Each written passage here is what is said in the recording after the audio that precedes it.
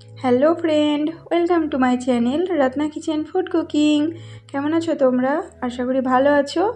আজকে তোমাদের সাথে আমি ইডলি মশলা রেসিপি শেয়ার করতে চলে এসেছি। তার জন্য এখানে আমি ইডলি নিয়ে নিয়েছি। ইডলিগুলোকে এরকমভাবে 4 পিস করে কেটে নিব। সব ইডলিগুলোকে কেটে নিতে হবে ভালো মতন। যারা যারা আমার ভিডিওটা দেখছো একটা করে লাইক করে দাও।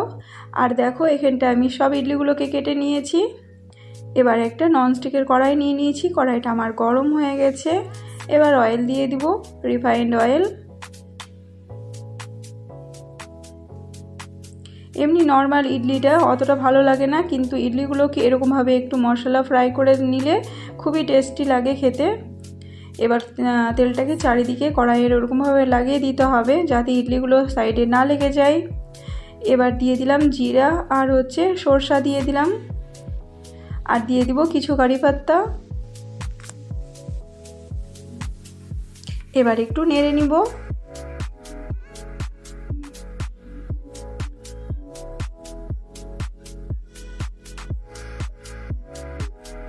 এবার যে ইডলিগুলোকে কেটে রেখেছিলাম দিয়ে দিব ইডলিগুলোকে।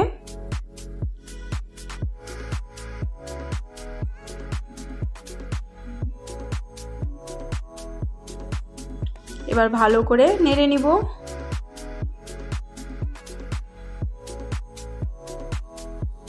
1 মিনিট মতন আমি নেড়ে নিয়েছি ইডলিগুলোকে, ভালো করে তেলের সাথে মিশিয়ে নিয়েছি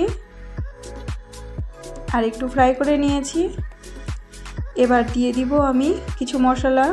এখানে দিয়েছি কাশ্মীরি লাল মির্চ পাউডার কালারের জন্য, আর দিয়েছি অল্প ধনিয়া পাউডার, অল্প জিরা পাউডার, আর দিয়ে দিব সাম্বার মশলা। সাম্বার মশলাটা দিলে খেতে অনেকই টেস্টি হয়ে যায়, খুবই ভালো লাগে। এবার ভালো করে নেড়ে নিব।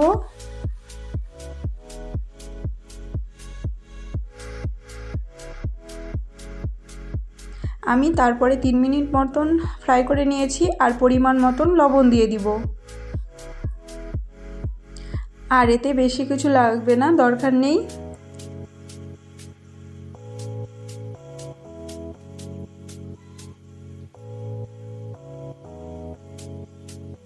এবার দিয়ে দিয়েছি আমি লাস্টে গোলমরিচ পাউডার।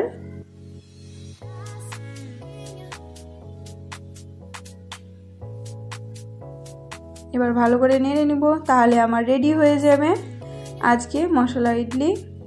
তোমাদের কেমন লেগেছে রেসিপিটা? আশা করি ভালো লাগবে। ঠিক আছে, ভালো লাগলে লাইক কমেন্ট শেয়ার করে দিও।